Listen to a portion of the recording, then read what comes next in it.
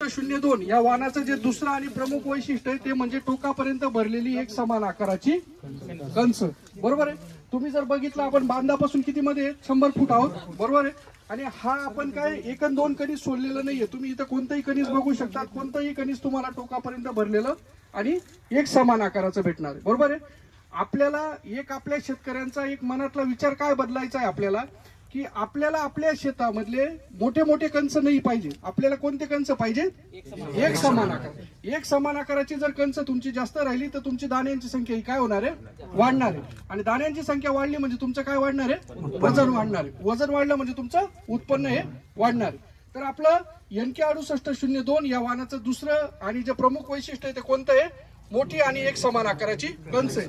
तुम्हाला मान्य आहे? बरोबर आहे। आपण इथं किती मध्ये आलेलो आहे? 100 फूट। आपण बांधाचे कंस नाही बघत आहे, आपण कोणतं प्लॉटच्या मधोमध कंस बघतोय। त्यानंतर आता आपलं NK 6802 या वाहनाचं जे तिसरं वैशिष्ट्य आहे ते आता आपण